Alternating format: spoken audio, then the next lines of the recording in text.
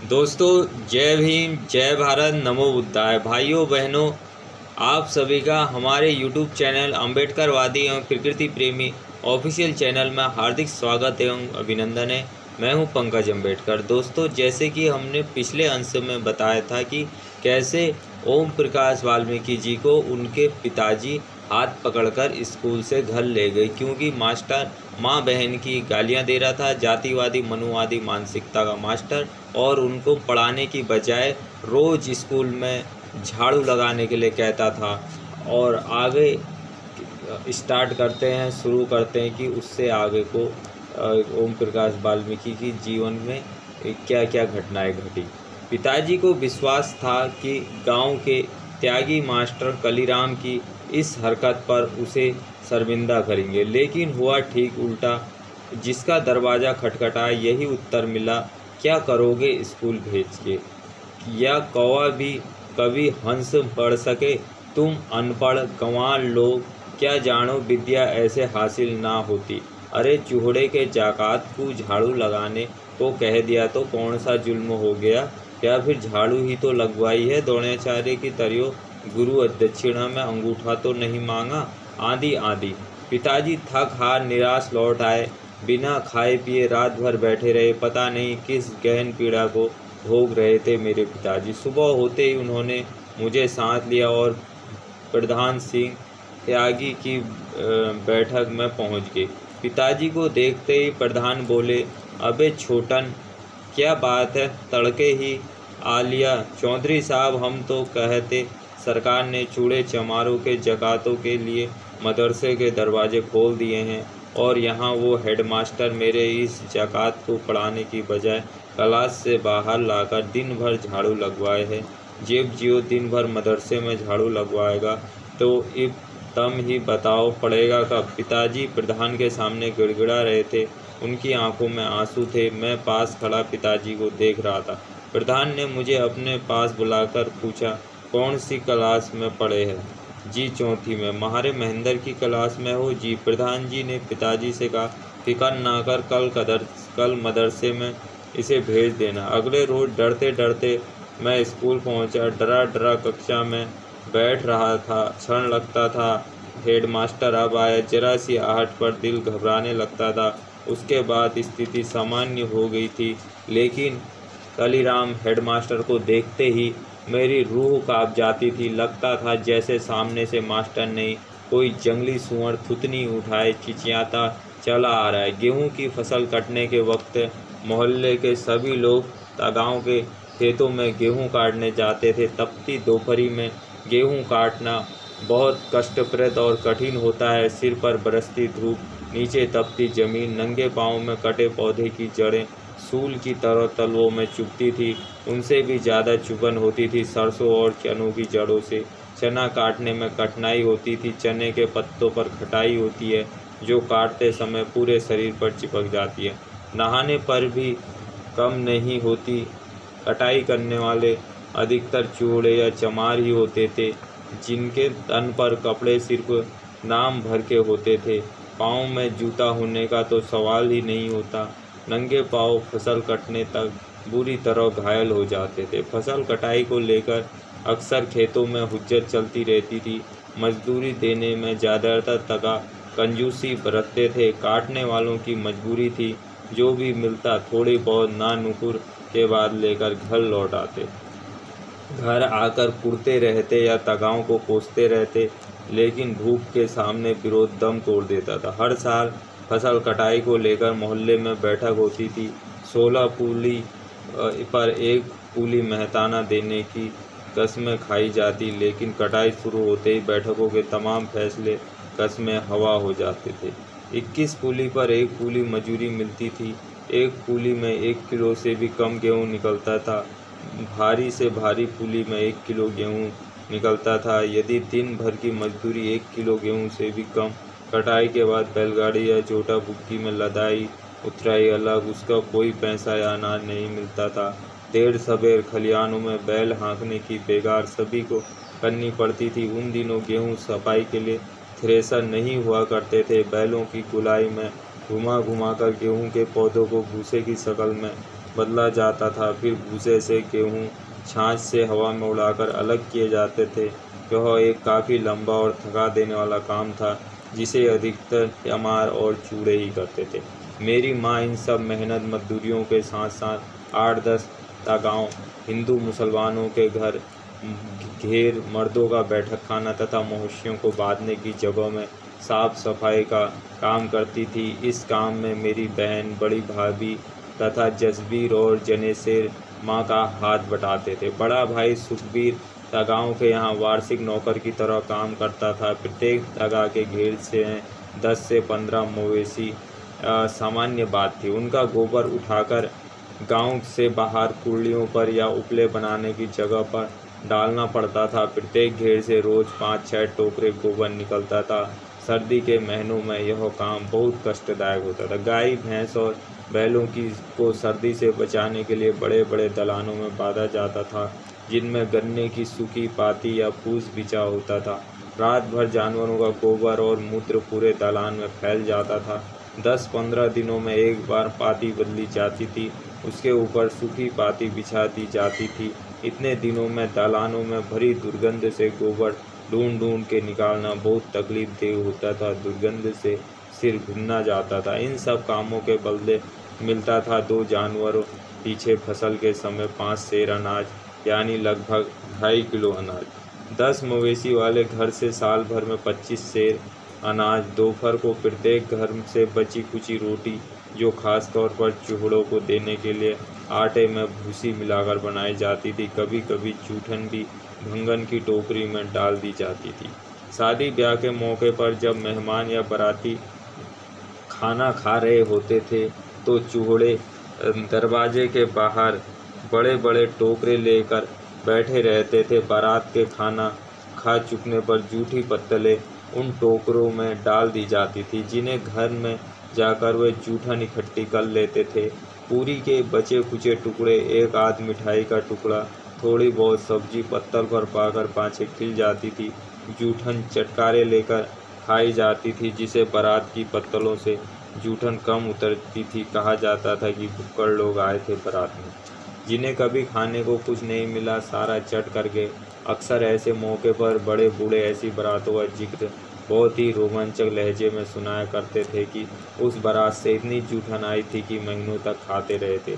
पत्तलों से जो पूरियों के टुकड़े एकत्र होते थे, उन्हें धूप में सुखा लिया जाता था। चारपाई पर कोई कपड़ा डालकर उन्हें फैला दिया जाता था। अक्सर मुझे पहरे पर बैठाया जाता था, क्योंकि सूखने वाली पूरियों पर कौवे, मुर्गियाँ, कुत्ते अक्सर टूट पड़ते थे। जरा सी आंख बची की पूरियाँ सांप, इसलिए डंडा लेकर चारपाई के पास बैठना पड़ता। ये सूखी पूरियाँ बरसात के कठिन दिनों में बहुत काम आती थी। इन्हें पानी में भिगोकर उबाल लिया जाता था। उबली हुई पूरियों पर बारीक मिर्च और नमक डालकर खाने में मज़ा आता था। कभी कभी गुड़ डालकर लुगदी जैसा बना लिया जाता था, जिसे सभी बहुत चाव से खाते थे। आज जब मैं इन सब बातों के बारे में सोचता हूँ तो मन के भीतर कांटे उगने लगते हैं। कैसा जीवन था! दिन रात मर खपकर भी हमारे पसीने की कीमत मात्र जूठन। फिर भी किसी को कोई शिकायत नहीं, कोई शर्मिंदगी नहीं, कोई पश्चाताप नहीं। जब मैं छोटा था, माँ के साथ जाता था। माँ पिताजी का हाथ बटाने, त्यागियों को खाना देकर अक्सर सोचा करता था कि हमें ऐसा खाना क्यों नहीं मिलता। आज जब सोचता हूँ तो जी मितलाने लगता है। अभी पिछले वर्ष मेरे निवास पर सुखदेव सिंह त्यागी का पोता सुरेंद्र सिंह आया था। किसी इंटरव्यू के सिलसिले में गांव से मेरा पता लेकर आया था। रात में रुका। मेरी पत्नी ने यथासंभव अच्छा खाना खिलाया। खाना खाते खाते वह बोला, भाभी जी, आपके हाथ का खाना तो बहुत जायकेदार है। हमारे घर में तो कोई भी ऐसा खाना नहीं बना सकता। उसकी बात सुनकर मेरी पत्नी खुश हुई, लेकिन मैं काफ़ी देर विचलित रहा। बचपन की घटनाएं स्मृति दरवाज़ा खटखटाने लगी। सुरेंद्र तब पैदा भी नहीं हुआ था। उनकी बड़ी बुआ यानी सुखदेव सिंह त्यागी की लड़की की शादी थी। उनके यहाँ मेरी माँ सफाई करती थी। शादी से 10-12 दिन पहले माँ पिताजी ने सुखदेव सिंह त्यागी के घर आंगन से लेकर बाहर तक के अनेक काम किए थे। बेटी की शादी का मतलब गांव भर की इज्जत का सवाल था। कहीं कोई कमी ना रह जाए। गांव भर से चारपाइयाँ ढो ढो कर जनवासे में इकट्ठी की थी पिताजी ने। बारात खाना खा रही थी। माँ टोकरा लिए दरवाजे से बाहर बैठी थी। मैं और मेरी छोटी बहन माया माँ से सिमटे बैठे थे, इस उम्मीद में कि भीतर से जो मिठाई और पकवानों की महक आ रही है वह हमें भी खाने को मिलेगी। जब सब लोग खाना खाकर चले गए तो मेरी माँ ने सुखदेव सिंह त्यागी को दलान से बाहर आते देखकर कहा, चौधरी जी अब तो सब खाना खा चले गए, महारे जकातों को भी एक पत्तल पर धर के कुछ दे दो, वो भी दिन का इंतजार कर रहे थे। सुखदेव सिंह ने जूठी पत्तलों से भरे टोकरे की तरफ इशारा करके कहा, टोकरा भर जूठन ले जा रही है, ऊपर से जकातों के लिए खाना मांग रही है, अपनी औकात में रह। चूड़ी उठा टोकरा दरवाजे से और चलती बंद। सुखदेव सिंह त्यागी के वे शब्द मेरे सीने में चाकू की तरह उतर गए थे, जो आज भी अपनी जलन से मुझे झुलसा रहे हैं। उस रोज़ मेरी माँ की आंखों में दुर्गा उतर आई थी। माँ का वैसा रूप मैंने पहली बार देखा था। माँ ने टोकरा वहीं बिखेर दिया था। सुखदेव सिंह से कहा था, इसे ठाके अपने घर में धर ले, कल तड़के बरातियों को नाश्ते में खिला देना। हम दोनों भाई बहन का हाथ पकड़कर तीर की तरह उठकर चल दी। सुखदेव सिंह माँ पर हाथ उठाने के लिए झपटा, लेकिन मेरी माँ ने शेरनी की तरह सामना किया, बिना डरे। उसके बाद माँ कभी उनके दरवाजे पर नहीं गई और जूठन का सिलसिला भी उस घटना के साथ बंद हो गया। वहीं सुखदेव मेरे निवास पर एक बार आया। मेरी पत्नी ने गांव देहात के बुजुर्ग के नाते उनका आदर सत्कार किया था। उसने मेरे घर खाना भी खाया था, लेकिन जब वह चला गया तो मेरे भतीजे संजय खैरवाल, जो बीएससी का छात्र है, ने बताया कि चाचा जी उन्होंने सिर्फ आपके घर खाना खाया है, हमारे घर तो पानी भी नहीं पिया है। मेरे बड़े भाई सुखबीर सुचेत तगा के सालाना नौकर थे। मैं उन दिनों 5वीं कक्षा में था। उनकी उम्र लगभग रही होगी 25-26 वर्ष है। गहरे सांवले रंग के, लंबे छरहरे कसरती बदन के। एक रोज़ एक जंगली सांड गांव में घुस आया। कई लोगों को उसने अपने नुकीले सींगों से घायल कर दिया था। तगाओं के घेरों में घुसकर बैलों, भैंस और गायों को घायल कर चुका था। लोग छतों पर चढ़कर तमाशा देख रहे थे। किसी तगा में इतना साहस नहीं था कि जंगली सांड को गांव से बाहर निकाल दे। सुखबीर उस समय सुचेत के खेत से लौट रहा था। हो हल्ला सुनकर उसने छत पर चढ़े तगाओं से पूछा तो सांड क्या ने सुना। सुखबीर ने उस सांड को गांव से बाहर सिर्फ एक लाठी के भरोसे खदेड़ा था। उसके हौसले और ताकत ने पूरे गांव में धाक बैठा दी थी। बहुत दिनों तक गांव भर में चर्चा होती थी। एक दिन काम से लौटे तो बदन बुखार से तप रहा था। हफ्ते भर बिस्तर पर पड़े रहे। उचित दवा दारू और बिना इलाज के चल बसे। परिवार पर जैसे गाज गिर पड़ी। सब कुछ तितर बितर हो गया। इस हादसे में पिताजी पूरी तरह टूट गए। माँ का हाल यह था कि थोड़ी थोड़ी देर बाद मूर्छित हो जाती थी। भाभी छोटी उम्र में विधवा हो गई थी। घर की हालत जो भाई के कारण सुधर रही थी, अचानक एक खतरनाक मोड़ पर आ गई। जब से भाई ने काम करना शुरू किया, कोई भी छोटा भाई बहन भाभी किसी तगा के घर में काम करने नहीं जाती थी। पिताजी चाचा मेहनत मजदूरी करने, सड़क बनाने वाले ठेकेदार और कोई काम मिल जाए करने लगे थे। मुझे अच्छी तरह याद है, भाई के रहते मेरी बड़ी भाभी छोटी बहन घर से बाहर नहीं निकली। मैंने कभी किसी घर पर जाकर झाड़ू नहीं लगाई। हमारी बिरादरी में विधवा विवाह को प्रारंभ से ही मान्यता थी। हिंदू परंपराओं की तरह विधवा विवाह हीन दृष्टि से नहीं देखा जाता था। रिश्तेदार गांव के बुजुर्गों की मौजूदगी में मेरे दिवंगत भाई सुखबीर ससुर ने अपनी विधवा बेटी का रिश्ता सुखबीर के छोटे जसबीर से तय कर दिया था, जिसे सामाजिक तौर पर सभी ने स्वीकृति दी थी। उस समय बड़े भाई का बड़ा बेटा नरेंद्र लगभग 1.5 वर्ष का था और भाभी गर्भवती थी। देवेंद्र भाई की मृत्यु के 6-7 माह बाद हुआ था। इस घटना के बाद परिवार का पूरा बोझ जसबीर के कंधों पर आ गया था। गांव में जो मिलता उससे गुजारा नहीं था। घर की आर्थिक स्थिति नाजुक थी। एक दिन तीरथ राम कंपनी के जसबीर आदमपुर चले गया। उन दिनों आदमपुर पंजाब में भारतीय हवाई अड्डा बन गया था। कुछ ही दिनों बाद कंपनी बागडोगरा का हवाई अड्डा बनाने चली गई थी। कई महीनों बाद बागडोगरा से जसबीर का खत आया। बंगाल का नाम सुनते ही माँ ने रो कर मचाहट मचा दी थी। माँ की स्मृति में बंगाल की धारणा उन दिनों प्रचलित धारणाओं मान्यताओं पर आधारित थी, जिसमें रविंद्रनाथ टैगोर क्रांतिकारियों का बंगाल नहीं था, कालू जादू टोने टोटके का बंगाल था। यहाँ की औरतें आदमी को जादू से बकरा बनाकर आंगन में बांध देती थी। जिस दिन से खत मिला, माँ दिन रात रोती रहती थी। एक बेटा दुनिया से चला गया, दूसरा परदेश घर पर मनहूसियत छा गई थी। भाभी बीमार रहने लगी थी। घर में रोटी के लाले पड़े हुए थे, जो मिल जाता था खा लेते थे। ना कोई हंसता था, ना एक दूसरे से कुछ बोलता था। भाभी गुमसुम घुटनों में सिर दिए बैठे रहती थी, जैसे हर कोई अपने अपने। जब मैं 5वीं कक्षा 5 कर चुका था, 6ठी में दाखिला लेना था। गांव में ही त्यागी इंटर कॉलेज बल्ला था, जिसका नाम बदलकर बल्ला इंटर कॉलेज कर दिया था। घर के जो हालात थे, उनमें दाखिला लेने का तो सवाल ही नहीं। रोटी भी नसीब ना हो, वहाँ पढ़ाई की बात कैसे हो सकती। दोस्तों, ओम प्रकाश वाल्मीकि जी के जीवन पर क्या क्या बीती, इस किताब में उनका चित्रण किया गया है।